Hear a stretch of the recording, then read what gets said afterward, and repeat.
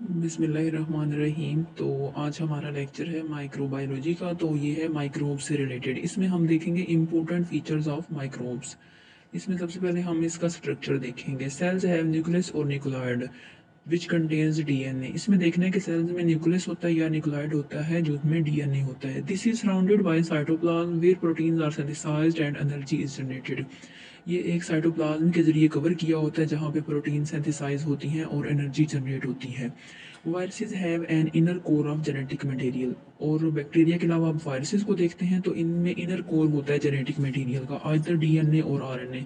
इनमें या डीएनए होता है या फिर आरएनए होता है, बट नो साइटोप्लाज्म। इनमें साइटोप्लाज्म नहीं होता। And so they depend on host cell to provide the machinery for protein synthesis and energy generation. इसमें बताया ये गया है कि वायरसेस जो है ना प्रोटीन सिंथेसिस और एनर्जी जनरेशन के लिए होस्ट सेल पे डिपेंड करते हैं। आगे आ जाता है हमारा, देखते हैं जी। दूसरा इसका है method of replications. Cells replicate either by binary fission और बाय माइटोसिस। सेल्स जो है ना या तो रेप्लिकेट करते हैं बाइनरी फिशन से या फिर माइटोसिस से, during which one parent cell divides to make two progeny cells. इसके अंदर एक जो पेरेंट सेल होता है वो डिवाइड होता है और दो प्रोगेनी सेल बनाता है। ठीक है। Bacteria replicate bye binary fission. Bacteria जो होते हैं वो बाइनरी फिशन से रेप्लिकेट करते हैं, whereas eukaryotic cells replicate by mitosis. जो यूकैरियोटिक सेल्स हैं वो माइटोसिस से रेप्लिकेट करते हैं। आगे देखते हैं इन कंट्रास्ट इसके बरक्स वायरसेस डिसअसेंबल। वायरसेस इनसे नहीं मिलती जुलती। Produce many copies of their nucleic acids and protein. Viruses अपने न्यूक्लिक एसिड की बहुत सारी कॉपीज प्रोड्यूस करती हैं और प्रोटीन बनाती हैं। And then reassemble into multiple progeny viruses.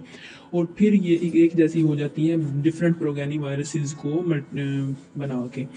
Furthermore, viruses must replicate within host cells because, as mentioned previously, they lack protein synthesizing and energy generating system.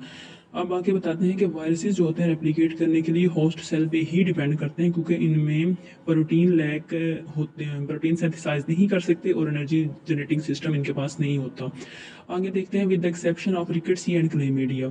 रिकेट्सी और chlamydia के जो है ना ये बैक्टीरिया बाकी बैक्टीरिया की तरह ये बिल्कुल इंडिपेंडेंटली एनर्जी प्रोड्यूस नहीं कर सकते। इन दो बैक्टीरिया को होस्ट सेल की ज़रूरत होती है एनर्जी जनरेट करने के लिए और रेप्लिकेट करने के लिए। आगे आ जाते हैं हम nature of the nucleic acid. अब ये देखना है कि इन सब में न्यूक्लिक एसिड की नेचर क्या होती है। Cells contain both DNA and RNA, whereas viruses contain either DNA और RNA but not both. Cells के पास डीएनए और आरएनए दोनों होता है, लेकिन वायरसेस के पास या डीएनए होता है या आरएनए होता है। ओके। अब आगे हम अगले लेक्चर में देखेंगे properties of eukaryotes and bacteria. Eukaryotes और बैक्टीरिया की प्रॉपर्टीज देखेंगे।